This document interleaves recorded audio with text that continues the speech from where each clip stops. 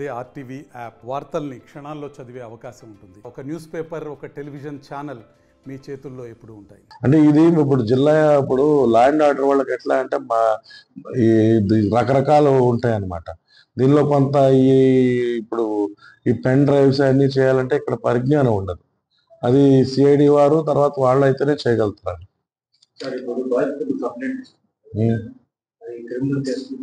అది రెవెన్యూ వాళ్ళకి ఇచ్చారు కదా. ఇప్పుడు ఎట్లా ఉంటుందంటే మమ్మల్ని బెదిరించారంటే పోలీస్ కేసు అవుద్ది. అది మా దగ్గర వాళ్ళు మాకు పంపాలా లేదా మా దగ్గరికి రావాలి కదా, మాకు తెలియకుండా. సార్ ఇప్పుడు సిసోడియా గారు వచ్చారు, ఆయన దృష్టికి మదనపల్లి, తంబలపల్లి, పీలేరు ఈ నియోజకవర్గాల ప్రజలు చాలా మంది మమ్మల్ని బెదిరించారు, మా భూములు లాక్కున్నారు, తక్కువ రేటుకి కొనుక్కున్నారు, ఏమన్నా మాట్లాడితే బెదిరిస్తున్నారు అని చెప్పి అనేక కంప్లైంట్ వచ్చాయి.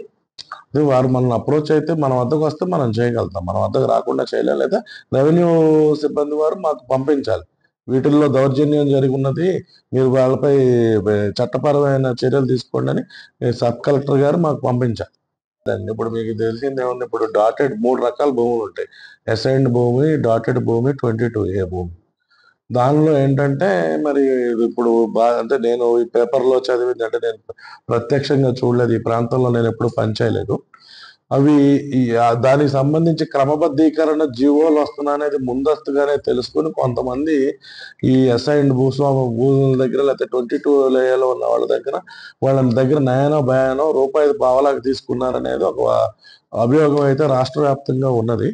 వాళ్ళు మరి దానిపై మనం ఏం చేయాలనేది కూడా దాన్ని చట్టపరంగా లీగల్ ఒపీనియన్ తీసుకునే మనం ముందుకెళ్ళగలం. బెదిరించారంటే అది మరి దౌర్జన్యం అవుద్ది కదా, ఇంటిమిడేషన్, క్రిమినల్ ఇంటిమిడేషన్.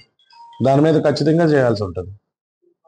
పోలీస్ స్టేషన్లో ఇప్పుడు సివిల్, క్రిమినల్ అనే దానికి పెద్ద తేడా లేదండి. సివిల్ ఏంటంటే సివిల్ ఎప్పుడవుద్ది, ఈ ఇద్దరి వద్ద పత్రాలు ఉంటాయి, నాదంటాడు నీదంటాడు, అది ఏంటనేది వాళ్ళు చెప్పాలి ఆ రికార్డు ప్రకారం, అది సివిల్ అవుద్ది. లేదు ఒకడు ఉన్నాడు, పత్రం ఉన్నా లేకపోయినా దౌర్జన్యం చేస్తే అది పోలీస్ అవుతుంది, క్రిమినల్ అవుతుంది. సో ఖచ్చితంగా సివిల్కి క్రిమినల్కి చాలా సన్న అలమరికి ఉంటుంది. ఖచ్చితంగా ఎక్కడైతే దౌర్జన్యం చేశారని, బెదిరించారని, లేకపోతే దొంగ పత్రాలు సృష్టించారనేది కనుక వస్తే కనుక క్రిమినల్ కేసు పెట్టవలసిందే. ఇప్పుడు అక్కడ అన్ని రకాలుగా మనం తీసాం, అన్ని యాంగిల్స్ చూస్తున్నాం, అరెస్ట్ అవసరమైనప్పుడు చేస్తాం. అదే అనుమానితులు అందరి దగ్గర 15 మంది వరకు అనుమానితులు విచారించడం జరిగింది. సస్పెండ్ అంటే అది రెవెన్యూ సిబ్బంది చేసుకోవాలి కదా, మేము కాదు కదా. దీని నిమిత్తం అంటే ఓకే, ఇద్దరు అంట ఎస్పీ గారు అదే కొంచెం తొందరగా స్పందించకపోవడం వల్ల ఇద్దరు చేయడం జరిగింది. విచారణ అయితే అండి, ఇప్పుడు కొన్ని దస్త్రాలు ఏవైతే మన ఈ హౌస్ రైట్స్ లో వచ్చినాయో వాటికి చాలా టైం పట్టుద్ది. ఇంకా హయ్యర్ ఏజెన్సీస్కి ఇవ్వాల్సి వస్తుంది. జిల్లా యంత్రాంగం వాళ్ళ యొక్క సామర్థ్యం సరిపోదు వాటిని శోధించడం ఉన్నారు. కానీ ఆయన ఇంట్లో దగ్గర 500 వరకు దస్త్రాలు దొరికినాయి. సో అందులో ఈ యొక్క కార్యాలయం నుంచి జరిగిన గోల్మాల్ వ్యవహారాలు ఏంటనేది ఇప్పుడు మనం పరిశోధనలో అవి నిగ్గు తేల్చాల్సి ఉంది.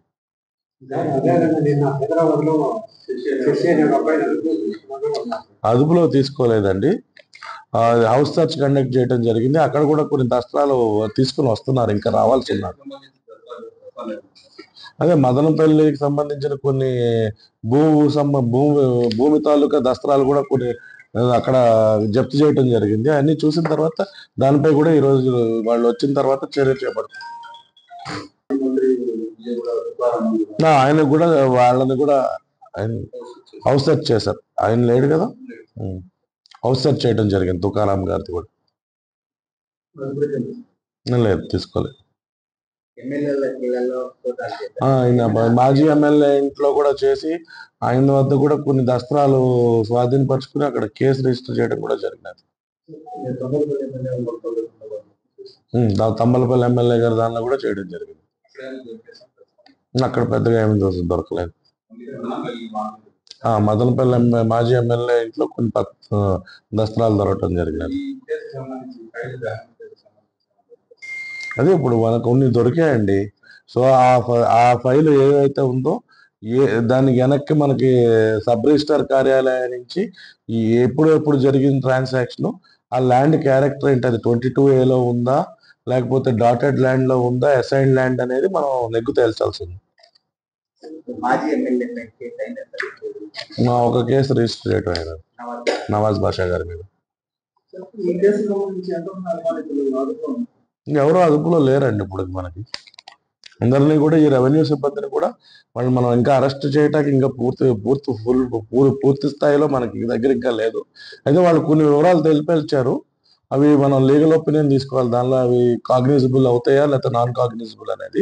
అయితే రోజు మనం పిలుస్తున్నాం, మనం పంపిస్తాం, అరెస్ట్ ఇంకా చేయలేదు వాళ్ళు. ఇంకా ఇప్పుడు ఈ సోదాలు కొనసాగుతాయి. ఇంకా ఆల్మోస్ట్ అయిపోయినట్టేనండి సోదాల వరకు. ఇప్పుడు ఏవైతే ఉన్నాయో ఇవన్నీ కూడా మనం ఇంకా సిఐడి వారికి అప్పచెప్పాల్సి ఉంది. లా అండ్ ఆర్డర్, శాంతి భద్రతల యొక్క శాఖాపరమైన మంత్రి ముఖ్యమంత్రి గారే.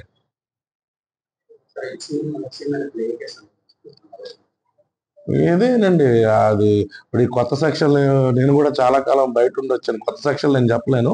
రాంగ్ఫుల్ పొజిషన్ ఆఫ్ డాక్యుమెంట్స్, ఆయన దగ్గర ఉండకూడనటువంటి దస్త్రాలు ఆయన వద్ద కలిగి ఉన్నాడు. ఇంకా లేదండి, ఉందా? సిమిలర్ సార్, అవి కూడా ఉన్నాయి, అది ఇంకా చూస్తున్నాం. సిమిలర్ లైన్స్ ఎఫ్ఐఆర్ తంబలపల్లి పైన కూడా జరిగిందండి. జస్ట్ రీసెంట్ గా నవాజ్ బాషా గారి మీద కేసెస్ డీటెయిల్స్ ఎస్పీ గారు మీకు ఇస్తారు ప్రెస్ నోట్ లో. మరిన్ని వీడియోస్ కోసం ఛానల్ ని సబ్స్క్రైబ్ చేయండి, లేటెస్ట్ అప్డేట్స్ కోసం వాట్సాప్ ఛానల్ ని ఫాలో చేయండి అండ్ లింక్ డిస్క్రిప్షన్ లో ఉంది.